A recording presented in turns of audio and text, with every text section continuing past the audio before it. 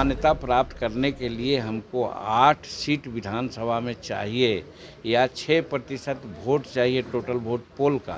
Party का हो गया, अब हम निबंधित पार्टी रहने में अपने को अपमानित समझते हैं। इसलिए इस बार करो या मरो का हम लोग का ये मुद्दा है, तो एक पैसा खर्च नहीं करते हैं। सब अपने लोग आते हैं और जहाँ जाते हैं वहाँ 10,000 की भीड़, 12,000 की भीड़ होती है।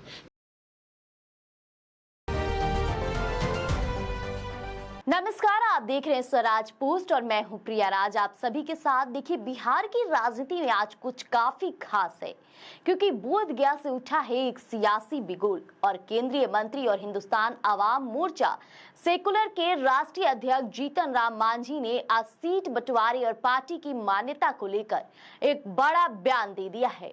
मांझी ने कहा कि अगर पार्टी हमें अधिकृत करती है तो हम फैसला जरूर लेंगे। ऐसे में हमारा एक ही मकसद है, हमारी पार्टी को मान्यता प्राप्त दल बनाना।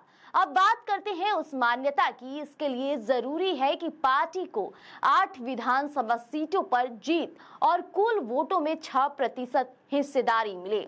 ऐसे में मांझी का साफ कहना है कि ये तभी मुमकिन है जब हमें कम से कम 20 सीटें पर लड़ने का मौका मिले, क्योंकि हर सीट जीतना तो नामुमकिन है। अगर 60% जीत दर भी माने तो 15 सीटें चाहिए होंगी ताकि 8 सीटें मिल सके। मांझी यही नहीं रुके, उन्होंने अपने जनाधार का भी जिक्र किया है। हम तो 100 सीटों पर भी लड़ने को तैयार हैं। हर विधानसभा में हमारे 10 से 15 हजार वोटर हैं और सिर्फ आंकड़ों की बात नहीं, भावना भी झलकती है। अब पार्टी को बने 10 साल हो गए हैं। अब हम निबंधित पार्टी कहलाने को अपमान मानते हैं। यह हमारे लिए करो या मरो की लड़ाई है। और मांझी ने बिना नाम लिए पैसे से भीड़ जुटाने वाले दलों को भी आईना दिखाने का कार्य किया। हम एक भी पैसा खर्च नहीं करते, जहां जाते हैं वहां भीड़ खुद उमड़ती है, ऐसा उन्होंने कहा। यह हमारी जमीन की ताकत है। अब एनडीए को भी उन्होंने साफ संदेश दे दिया कि जो पार्टी जिताने की क्षमता रखती है उसका सम्मान किया जाए। सही आकलन जरूरी है, तभी सबका भला होगा। वो क्या वहाँ पहाड़ उखाड़े जो गए थे राहुल जी, आज ये गए तो हम आज पढ़े हैं 8,000 करोड़ रुपया का वहाँ सौगात दिए हैं। एक चीज़। दूसरी बात, इतनी बारिश हो रही थी, उनका हेलीकॉप्टर नहीं उड़ा तो बाई रोड वो गए हैं और उन्होंने रिएक्शन दिया है प्राइम मिनिस्टर ने कि हम बहुत लकी हैं, अच्छा हुआ कि बारिश होने लगी, हमारा हेलीकॉप्टर नहीं उड़ा। हम गांव घर देखते गए, लोगों से यहाँ बहुत अच्छा मैंने लोग हैं, अच्छे लोग हैं और उसके विकास के लिए जो भी होगा हम स्पेशल काम करेंगे। और 7,500 करोड़ का उन्होंने वहाँ तोहफा दिया है। अभी इन लोग को कुछ मिलता नहीं है तो अनाप शनाप की बात बोलते हैं। यही तो यहाँ का विपक्ष की कमी है। कोई आधारभूत बात बोलें, कोई मुद्दा की बात बोलें तो हो सकता है, लेकिन वो हर जगह तरह तरह की बात बोलते हैं, तो ये तो बहुत गलत है, ऐसा नहीं बोलना चाहिए। हम समझते हैं भारत की जनता इस बात को समझती है कि ये लोग प्रलाप कर रहे हैं। प्रलाप का शब्द समझते हैं ना, जो पागल हो जाता है, ज़्यादा बुखार आ जाता है तो बोलता है, उसका कोई सीधा हिसाब नहीं रहता है, उसी प्रकार के लोग प्रलाप कर रहे हैं और कोई सच्चाई नहीं। देश के भलाई के लिए, देश के प्रतिष्ठा के लिए जो नरेंद्र भाई मोदी जी कर रहे हैं, हम 46 वर्ष से राजनीति कर रहे हैं। अटल बिहारी वाजपेयी को अगर छोड़ दिया जाए तो कोई प्राइम मिनिस्टर आज ऐसा ना काम करे जैसा नरेंद्र मोदी जी कर रहे हैं। तो इसमें इन लोगों को कहने की क्या बात है। सर, दूसरा सवाल ये है कि उपराष्ट्रपति चुनाव को लेकर जो है पप्पू यादव का बड़ा आरोप लगाया है और भाजपा ने जो विरोधी दल हैं, भाजपा ने जो विरोधी दल है उनके सांसदों को धमकाया है। धमकाना तो डेमोक्रेसी में उचित नहीं है। अगर धमकाया है तो कानून अपना काम करेगा, किया जाएगा। रही बात उपराष्ट्रपति के चुनाव में, तो सब अपना स्वविवेक से, अपने अंतर मन की बात से लोग वोट किया, तो जितना हम लोग को वोट मिलना चाहिए था उससे 30-40 वोट हम लोग को फाजिल मिला। यानी कि जो विरोधी लोग हैं, कांग्रेस के लोग हैं, उनके लोगों ने भी उपराष्ट्रपति सीपी हमारे एक राधा कृष्णन जी को वोट देने का काम किया। चूँकि ये अच्छे आदमी हैं और होनहार हैं, समाज सेवा में लगे रहते हैं, साधारण आदमी हैं और सरलता इनकी ज़िंदगी है, तो अच्छा समझ के लोगों ने किया, तो इसलिए उनको धन्यवाद देते हैं। अब ये धमकाते हैं तो डेमोक्रेसी में धमकाना शब्द का कोई महत्व नहीं है। सर कल माननीय संतोष सुमन मंत्री जी ने कहा है कि पार्टी में कितना सीट पर चुनाव लड़ेंगे ये हमारे राष्ट्रीय अध्यक्ष जीतनराम मांझी जी का फैसला होगा। हम राष्ट्रीय अध्यक्ष थोड़े हैं, राष्ट्रीय अध्यक्ष तो संतोष कुमार सुमन ही है। संरक्षक जो अच्छा। मांझी जी हैं, हाँ। हमारे पिताजी हैं, वो फैसला करेंगे कि बिहार में हम कितने सीटों की मांग करेंगे और कितने सीटों की। आप कह रहे हैं, हमने तो सुना नहीं है। और अगर मान लीजिए कि हमको हिंदुस्तानी अवाम मोर्चा सेकुलर अधिकृत अगर करता है तो हम जरूर फैसला लेंगे।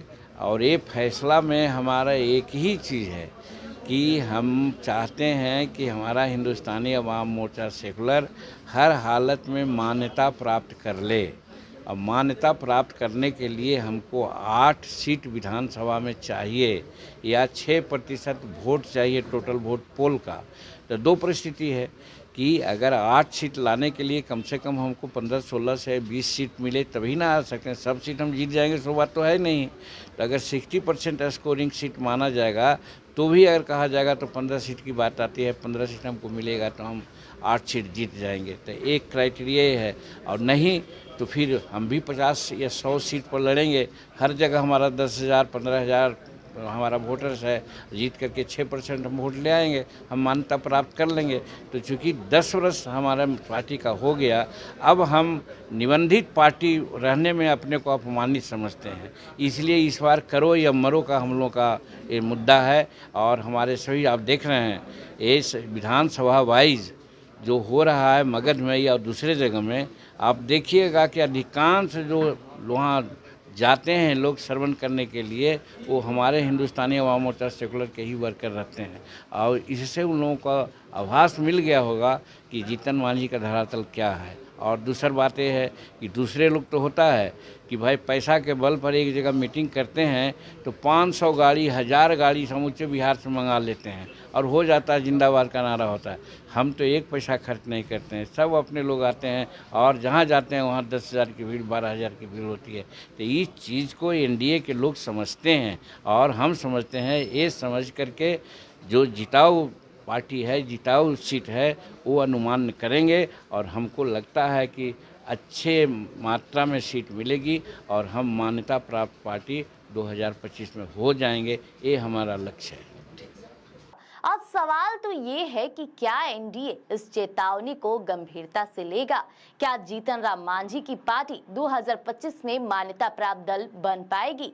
और राजनीति सिर्फ आंकड़ों का खेल नहीं होती, बल्कि कई बार तो जमीन की सच्चाई और हवा का रुख बदल देती है।